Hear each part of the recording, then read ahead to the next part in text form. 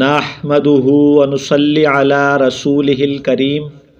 خرچ کرنے کے فضائل۔ آیت نمبر 3۔ اعوذ باللہ من الشیطان الرجیم، بسم اللہ الرحمن الرحیم۔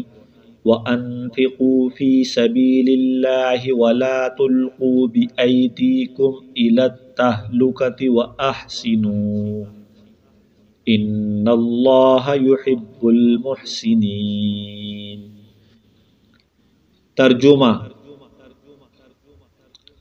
اور تم لوگ اللہ کے راستے میں خرچ کیا کرو اور اپنے آپ کو اپنے ہاتھوں تباہی میں نہ ڈالو، اور خرچ وغیرہ کو اچھی طرح کیا کرو، بے شک حق تعالیٰ محبوب رکھتے ہیں اچھی طرح کام کرنے والوں کو۔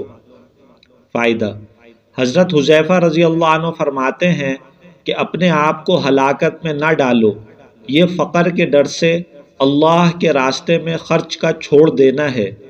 حضرت ابن عباس رضی اللہ عنہ فرماتے ہیں کہ ہلاکت میں ڈالنا یہ نہیں ہے کہ آدمی اللہ کے راستے میں قتل ہو جائے، بلکہ یہ اللہ کے راستے میں خرچ سے رک جانا ہے۔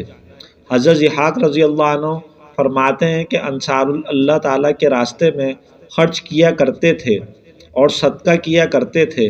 ایک سال قحط ہو گیا، ان کے خیالات برے ہو گئے اور اللہ کے راستے میں خرچ کرنا چھوڑ دیا۔ اس پر یہ آیت شریفہ نازل ہوئی۔ حضرت اسلم رضی اللہ عنہ کہتے ہیں کہ ہم قسطنطنیہ کی جنگ میں شریک تھے۔ کفار کی بہت بڑی جماعت مقابلے پر آ گئی۔ مسلمانوں میں سے ایک شخص تلوار لے کر ان کی صف میں گھس گیا۔ دوسرے مسلمانوں نے شور کیا کہ اپنے آپ کو ہلاکت میں ڈال دیا۔ حضرت ابو ایوب انصاری رضی اللہ عنہ بھی اس جنگ میں شریک تھے۔ وہ کھڑے ہوئے اور ارشاد فرمایا کہ یہ اپنے آپ کو ہلاکت میں ڈالنا نہیں ہے۔ تم اس آیت شریفہ کا یہ مطلب بتاتے ہو، یہ آیت تو ہمارے بارے میں نازل ہوئی۔